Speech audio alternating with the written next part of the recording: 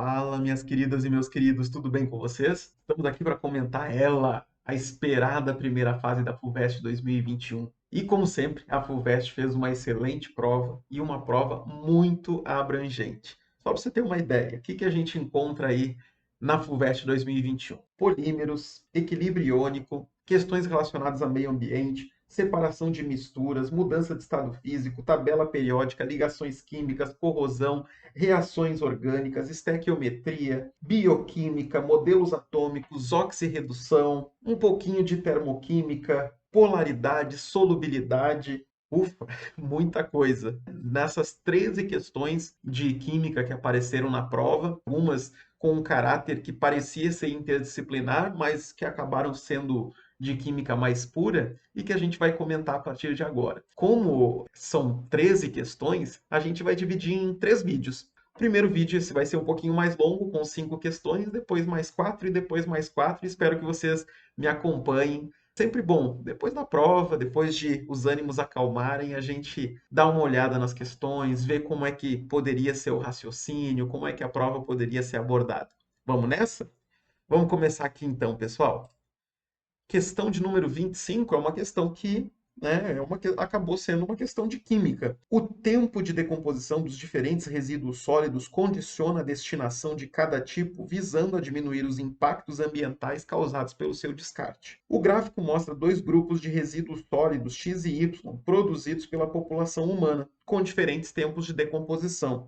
O que você consegue perceber aqui, meu querido? Você consegue perceber que existe o grupo X e esse grupo X tem um tempo de decomposição mais rápido, né, em torno aí de 0 até 100 anos.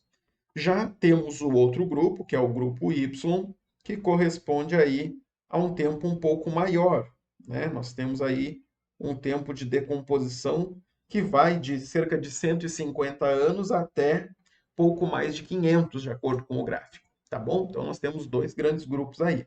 Com base nessas informações e nos seus conhecimentos, é correto afirmar que, cara, ele fala aqui sobre garrafas PET. Garrafas PET. E ele fala sobre garrafas de vidro e ele fala também sobre embalagens de papel. Tá vendo? Então ele fala sobre garrafas PET, sobre embalagens de papel e garrafas de vidro. Vamos ver o que ele comenta? Nosso conhecimento prévio, pessoal. Nós sabemos que as garrafas PET elas demoram demais para se decompor, tanto que a gente busca fazer a reciclagem, a reutilização dessas garrafas PET. Não uma reutilização como, por exemplo, vou encher de água e usar. A gente tem que tomar um cuidado, porque existem aí na garrafa PET algumas substâncias nocivas à saúde e ela não foi feita para ser reutilizada nesse sentido, mas sim dado um novo uso para ela. Tá bom? Usar aquela garrafa PET de uma forma diferente. Aí tem muita gente que faz artesanato com garrafa PET, é disso que a gente está falando. Então, letra A. Garrafas PET fazem parte do grupo Y, ou seja, o grupo que demora mais para se decompor e a sua destinação recomendada é reuso e reciclagem. Pô, já está tudo certo. Né? A garrafa PET, o esperado é que a gente faça o reuso e a reciclagem, conforme eu comentei. Por curiosidade, o tempo estimado aí de decomposição de uma garrafa PET é em torno de 400 anos. Então faz parte desse grupo Y mesmo. Mas a gente poderia ir até por eliminação, percebe? Vamos ver as outras alternativas. Letra B. Embalagens de papel fazem parte do grupo Y. A gente sabe que não, né, pessoal? Uma embalagem de papel não dura tanto tempo assim, não demora tanto assim para se decompor. Se a gente for pesquisar, entender e conhecer um pouquinho mais, a gente sabe que embalagem de papel, em média, leva 6 meses para se decompor. Então não é grupo Y. E ele diz que a destinação recomendada é incineração. Então, né, embalagem de papel a gente pode reciclar também, muito melhor do que incinerar, concordam? Letra C. Falando de garrafa PET de novo, mas agora ele diz que garrafa PET faz parte do grupo X. Já está esquisito, né? A gente sabe que ela demora mais. E a sua destinação recomendada é o aterro sanitário. Meus queridos, aí não, né? O aterro sanitário não serve para garrafa PET justamente porque ela vai ficar por lá por 400 anos. Então, é destinada para reciclagem. Beleza? Então, letra C já estaria eliminada. Letra D. Embalagens de papel fazem parte do grupo Y. De novo, a gente sabe que não.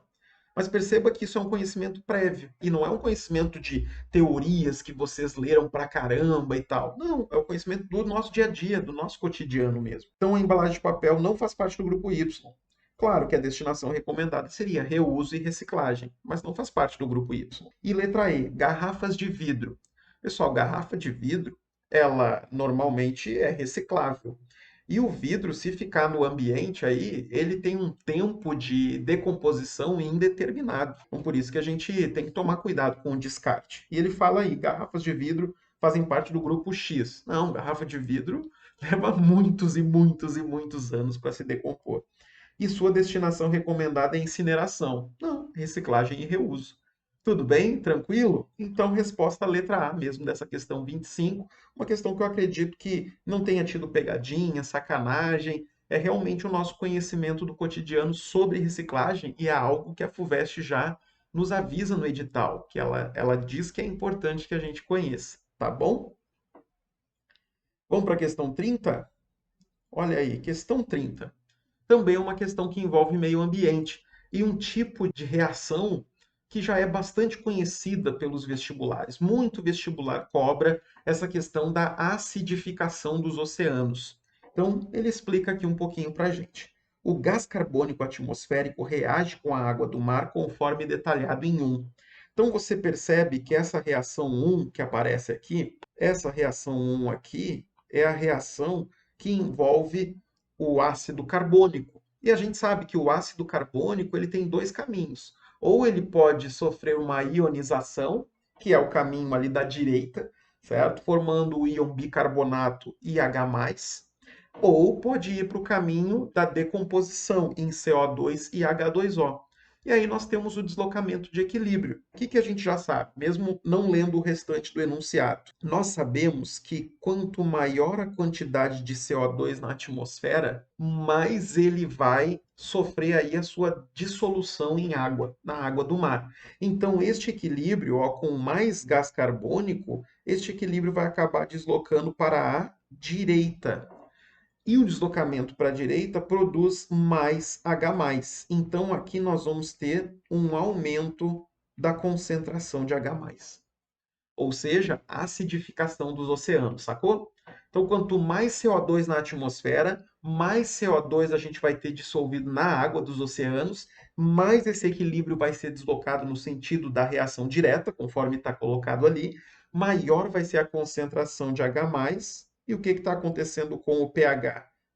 Está diminuindo o pH dos oceanos. E aí, o que vai acontecer aqui? As condições ambientais causadas pelo aumento de gás carbônico na atmosfera, foi o que a gente acabou de comentar, influenciam em processos caracterizados pela reação 2 durante o desenvolvimento de diversos organismos marinhos. Pessoal, esta segunda reação aqui é um equilíbrio heterogêneo.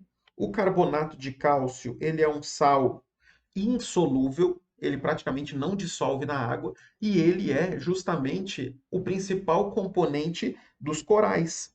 E a questão vai falar um pouquinho sobre isso. E aí, com o meio ácido, nós temos esses corais sofrendo ataque. Eles vão sofrer corrosão, eles vão ser desgastados, consumidos, e isso prejudica a vida marinha. Então vamos dar uma lida aqui. Tendo por base essas afirmações, assinale a alternativa correta. Vamos lá, letra A. O processo 1 resulta em diminuição da alcalinidade da água do mar. Pessoal, cuidado. Aqui, quando você fala em alcalinidade, vou botar aqui. Quando você fala em alcalinidade, isso é o contrário de acidez. Então, nós sabemos que os oceanos estão ficando mais ácidos. Então, a alcalinidade está diminuindo. Beleza? Alcalinidade é a mesma coisa que basicidade. Tranquilo? Então, o que eu estou dizendo? O oceano ficando mais ácido está ficando menos básico. A alcalinidade diminui. Então, está correto o que diz aí. O processo 1 resulta em diminuição da alcalinidade da água do mar. Perfeito, perfeito. Comprometendo a estruturação dos recifes por interferir na formação dos esqueletos calcários dos corais. conforme a reação 2, realmente. Pessoal, então, o CaCO3, o calcário, que compõe o esqueleto dos corais, ele está sendo decomposto, ele vai ser consumido pela acidez dos oceanos. Legal? Tudo bem? Então, a letra A já é a nossa afirmação correta. As outras vão ter, aí cada uma vai ter uma dificuldade, vai ter um problema maior. Então, se a gente conhece, entende um pouquinho da acidez dos oceanos, está resolvida a questão. Tá? Letra B. O processo 1 resulta em aumento da alcalinidade da água. Já era. Já pode cortar. Aumento da alcalinidade? De jeito nenhum. Tá bom? Isso aí já é ponto pacífico nosso, concorda? Letra C. O processo 1 não altera a alcalinidade da água do mar. Opa, mentirinha. Claro que altera. Aumenta a acidez, diminui a alcalinidade. Letra D. O processo 1 resulta em diminuição da alcalinidade. Opa, até aí tudo bem. Diminuição da alcalinidade. Aumentando o pH. Deu ruim. Você sabe que diminuir a alcalinidade significa aumentar a acidez. Aumentar a acidez, como a gente já colocou no início, provoca uma diminuição no pH. Tá fora. Beleza? E letra E. O processo 1 resulta em aumento da alcalinidade. Já era. Beleza? Então perceba, você consegue confirmar realmente a alternativa da letra A. Então, uma questão que envolve equilíbrio iônico, deslocamento de equilíbrio e o nosso conhecimento aí sobre meio ambiente e esse processo de acidificação dos oceanos. Foi? Beleza? Vamos agora para a questão de número 80. Uma questão que começa, na verdade, com o português, né? A análise de um poema, e aí ele traz um pouquinho de química e faz aí a ponte para iniciar a maioria das questões de química da prova. Psicanálise do açúcar. Claro, não vou ler todo o poema aqui, mas tem um trecho do poema que é evidenciado que diz que a usina o leva a sublimar em cristal o pardo do xarope. E aí na questão 80, ele diz: observe o diagrama que mostra de forma simplificada o processo de fabricação do açúcar. Vamos dar uma olhada? Você começa com a moagem da cana-de-açúcar. Moe a cana-de-açúcar, você vai ter um caldo bruto. Desse caldo bruto, você promove uma purificação. Eu estou olhando o esquema, né? E aí você vai ter um xarope. E ele fala no xarope ali no nosso poema, né? E o xarope vai sofrer um cozimento, uma cristalização. Legal? Então você vai esquentar esse xarope e aí você vai promover a cristalização. E aí, ao ter os cristais mais xarope, você vai fazer uma centrifugação e nessa centrifugação você separa o açúcar do melaço. Foi? Então, vamos pensar aqui que é a parte principal da questão. Você tem o xarope, vou botar aqui, você tem o xarope, aqueceu, fez o cozimento, cristalização, você tem cristais mais xarope e no final você tem açúcar e melaço. Essa é a parte que nos importa. Então vamos lá. Considerando essas informações e o seu conhecimento sobre separação de misturas e transformações químicas e físicas, olha que beleza. Você então vai trabalhar separação de misturas e transformações químicas e físicas. No trecho grifado no poema, o termo subliminar, quer dizer, sublimar, desculpa, né? O termo sublimar é usado. Bom, pessoal, vamos lá. Do nosso ponto de vista da química, sublimar significa o quê? Sublimação é uma mudança de estado físico, né? Sublimar significa passar do estado sólido diretamente para o estado gasoso. Isso, do ponto de vista da química, é o que a gente reconhece como sendo sublimar. Só que aí, quando você está falando que a usina leva a sublimar em cristal o pardo do xarope, a gente vem aqui exatamente para esse trecho do que acontece na realidade. Xarope não sofre sublimação. O xarope é um líquido e a partir do cozimento você vai ter a cristalização do açúcar. Então o açúcar vai acabar cristalizando, virando sólido. E depois de uma centrifugação, você separa o açúcar do líquido, que vai ser o melaço, né? Tem ainda uma viscosidade muito alta, mas dá para se dizer que é um estado líquido. Então, em nenhum momento aqui a gente está falando sobre mudança de estado físico de sólido direto para vapor, para gasoso. Não rola. Então, vamos dar uma lida aqui nas alternativas. Letra A. O termo sublimar é usado corretamente. Não é. Em nenhum momento tem sólido virando gás aqui. Corretamente, para mostrar como do líquido, xarope, é extraído o cristal de açúcar através do processo de evaporação do sólido e secagem. Em nenhum momento aqui no diagrama aparece evaporação do sólido. Percebe? Em nenhum momento se fala sobre evaporação. Então, você não cai nessa. Tá? Então, letra A está fora. Letra B. Em um sentido amplo do processo. Não, ele está forçando a barra aqui. Não, o sublimar foi no sentido amplo. Não, já que não corresponde ao que ocorre com o cristal de açúcar, e sim com o melaço, que se separa do xarope.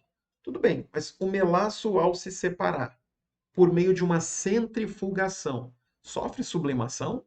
De jeito nenhum. A centrifugação nada mais é do que separação de fases distintas que têm densidades diferentes. Fechou. Então a letra B está fora. Letra C. Metaforicamente. Opa, metaforicamente.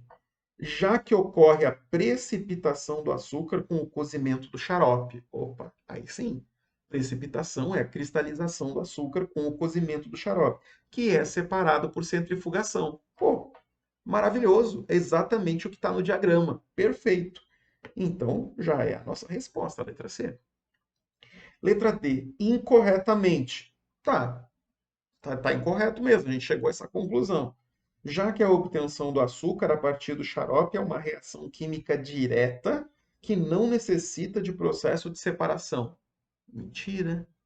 Mentira, porque senão não teria necessidade de haver uma centrifugação. Tá? Você está vendo ali, o xarope sofre um cozimento, você vai ter os cristais com o xarope e só depois você centrifuga. Então não dá para dizer que é uma reação química direta que não necessita de processo de separação. O diagrama deixa muito claro que acontece uma centrifugação. Está fora. E letra E? No seu sentido literal. Mentira. Como que sublimar vai estar no sentido literal? O sentido literal, já concluímos, sólido para gasoso. Não acontece isso aqui. Então está fora. Né? No seu sentido literal, já que o açúcar está na fase sólida no xarope e passa à fase vapor com o cozimento. Nada diz isso. O cozimento faz com que o xarope vire xarope mais cristais. Tranquilo? Beleza? Então, a resposta é realmente a letra C. Tamo junto aí? Essa é a questão 80. Mais uma. Cara, essa questão é maravilhosa. Muito boa, de muito bom gosto e extremamente atual, né, do joguinho Among Us, tá bom? Então, tá lá. Atenção, família, há um impostor entre nós. E aí você vê césio, hidrogênio, potássio, sódio, lítio, rubídio e frâncio. O que que você está percebendo aí? Galera, essa questão está falando do grupo dos metais alcalinos. E o grupo dos metais alcalinos, pô, se você não sabia, aí tem uma diquinha. A questão 82 já dá uma esticada aqui. A questão 82 já tem a tabela periódica bonitona aqui para você dar aquela olhada. Então você vê aqui, ó, lítio, sódio, potássio, rubídio, césio, frâncio. E quem aparece aqui junto? O nosso querido hidrogênio. E o que que a gente precisa lembrar? Pessoal, o hidrogênio, ele não faz parte do grupo dos metais alcalinos. Embora ele esteja na tabela periódica colocado ali, a gente entende que o hidrogênio, ele não pertence a família nenhuma. Ele tem um comportamento diferente dos metais alcalinos. Por isso a brincadeira, né? Tem piadinhas com o hidrogênio, enfim, e essa foi mais uma delas, né? Você tem aí um impostor entre nós que vai ser o hidrogênio. Justamente pelo fato de os metais alcalinos serem metais extremamente eletropositivos, ou seja, eles tendem a formar ligação iônica com ametais, né? Com aqueles elementos que estão na outra ponta da tabela periódica. Então você tem aí os metais como o lítio, o sódio, o potássio, rubídio, césio, frâncio, eles tendem a formar ligação iônica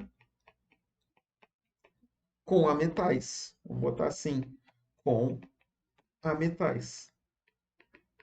Percebe? A diferença de eletronegatividade é muito grande.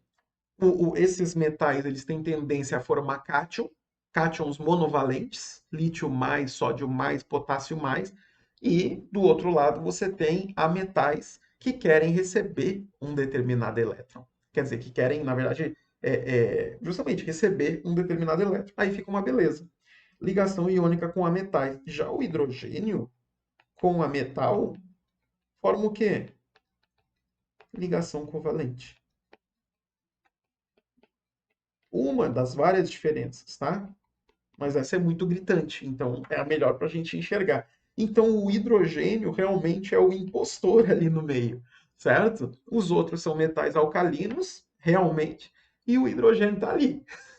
É o impostor, beleza? Então, tá lá. O meme ao lado brinca com conceitos de química num jogo popular, cujo objetivo é que os jogadores descubram o impostor entre os tripulantes de naves e estações espaciais.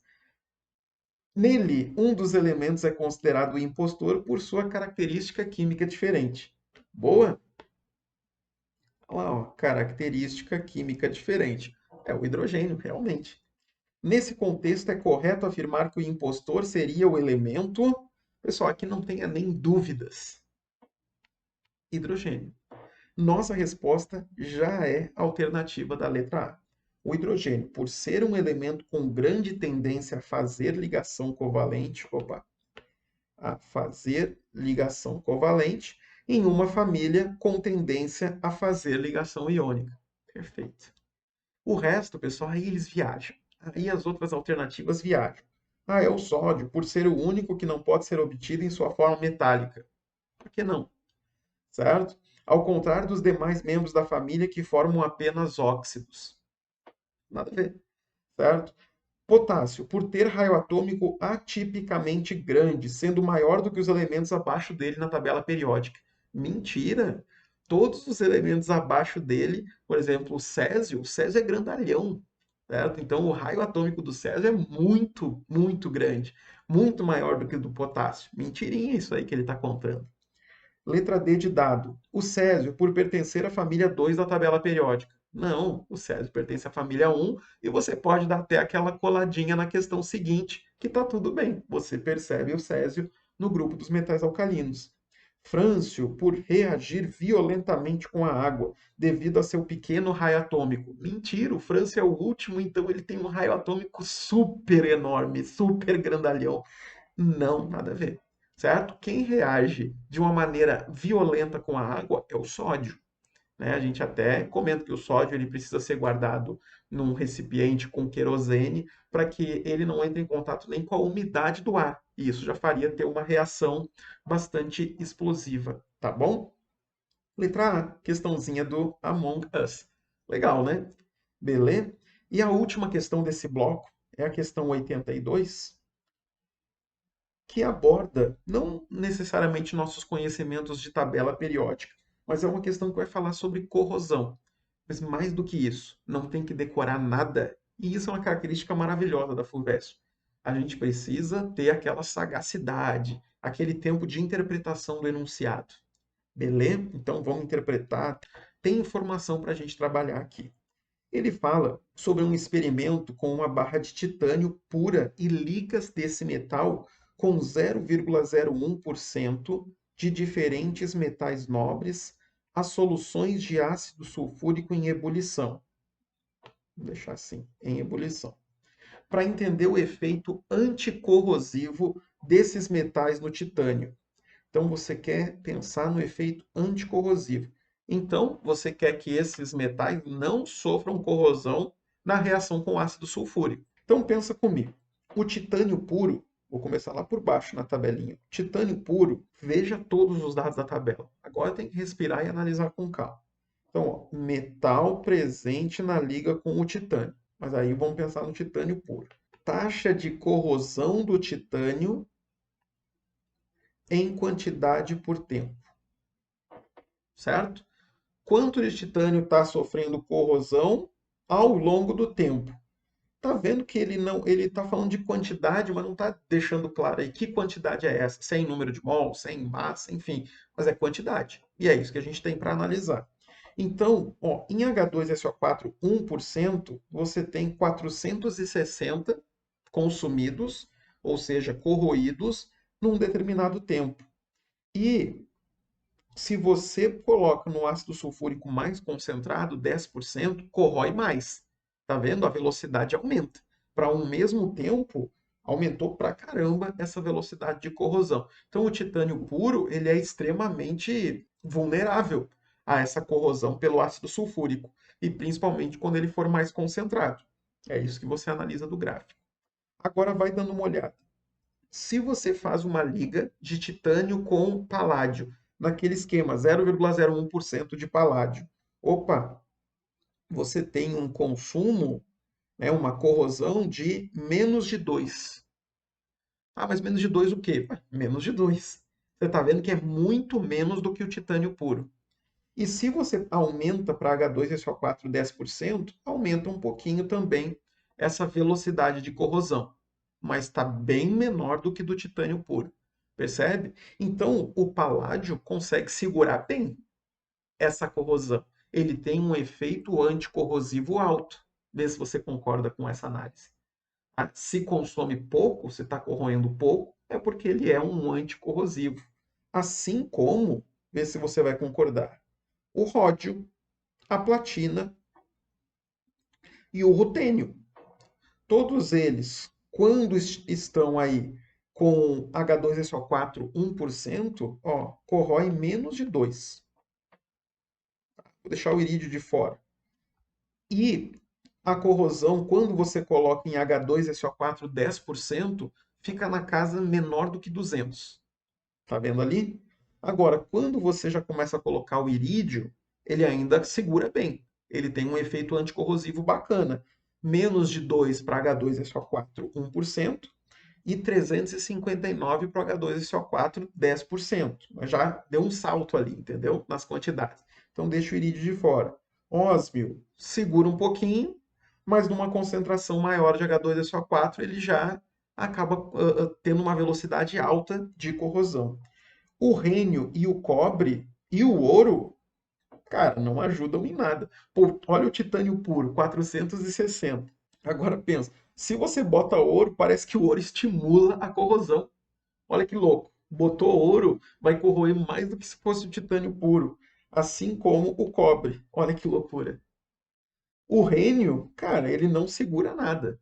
Tá vendo? Já com 1% de H2SO4, ele já tem uma velocidade muito mais alta do que dos outros casos. Então você está vendo, rênio, cobre e ouro estão em outro patamar. E aí ele coloca aqui, ó, um asterisco que vale a pena a gente citar. Não foi possível medir. Pessoal, não foi possível medir, muito provavelmente porque essa corrosão aconteceu de maneira praticamente instantânea. Porque pensa, se em H2SO4 1% já está corroendo aquela quantidade, se você coloca em 10%, a corrosão vai ser praticamente instantânea e quase não deu tempo de medir. É uma suposição, tá? Mas uma suposição válida. Beleza? Agora vamos olhar. Isso foi a análise, a interpretação dos dados. Com base nessas informações, é correto afirmar. Letra A. O aumento na concentração de ácido sulfúrico nos experimentos fez com que o titânio puro fosse mais corroído e o titânio com paládio, ródio e platina fosse menos corroído. Aumento de concentração do ácido sulfúrico. Então você está comparando do 1% para o 10%. Nos experimentos, fez com que o titânio puro fosse mais corroído. Sim, o titânio puro a 1% corroía 460 e com H2SO4 10% ele corrói 3.950. Aumentou. Mas para o paládio, para o ródio e para a platina também aumenta. Vai de algo menor do que 2 para valores significativos já. Então, essa afirmação está incorreta, justamente porque ele diz que com paládio, ródio e platina fosse menos corrido. Aumentei a concentração de ácido sulfúrico, corrói menos. Mentira, nenhum desses casos a gente consegue afirmar isso. Letra B. Para rênio, cobre e ouro, ó, a gente está falando desse trio maluco aqui, ó. Para rênio, cobre e ouro, espera-se que a reação com ácido sulfúrico mais concentrado demore muito para acontecer. E por isso não foi possível medir. Não, né, cara? Você está vendo que a ideia é H2SO4 1% corrói, mas se você coloca mais concentrado, a velocidade aumenta. É um princípio até de cinética química. Aumentou a concentração, aumenta a velocidade da reação. Tá? Então a letra B não tem nenhum embasamento para ela. Letra C. A escala de potencial anticorrosivo, segundo esse experimento, é dada por ouro, cobre, rênio. Começou errado. Como é que o ouro vai ter o maior potencial anticorrosivo se quando você coloca ouro corrói mais do que se o titânio tivesse sozinho? Não, meu querido, não vai rolar. Não engole essa. Letra D de dado. Paládio, ródio, platina e rutênio apresentaram os melhores resultados como anticorrosivos, enquanto cobre e ouro apresentaram os piores. É exatamente essa análise da tabela, tá bom? Letra D. Ó, esses caras aqui de cima tiveram um bom desempenho, alto desempenho, e claro, esses aqui de baixo foram um fiasco total, né, meu querido? Beleza? Um baixo desempenho. Tudo bem? Só a última aqui para a gente eliminar de boa. O titânio puro é muito resistente ao ácido. Mentira? Pô, botou ácido já, a velocidade de corrosão já foi alta, 460 perto da liga com paládio, por exemplo. Então, muito resistente ao ácido. Mentira. E a adição de outros metais não faz nenhuma diferença. Ou é totalmente o contrário do que a tabela está te mostrando em dados experimentais. Então, isso é o que a FUVEST espera. Que você analise, interprete criticamente dados e consiga tomar uma decisão. Então, estou finalizando esse bloco 1, mas fica comigo, assiste bloco 2, bloco 3, para a gente destrinchar essa prova de Química da FUVEST. Pessoal, beijos e abraços. Valeu, falou!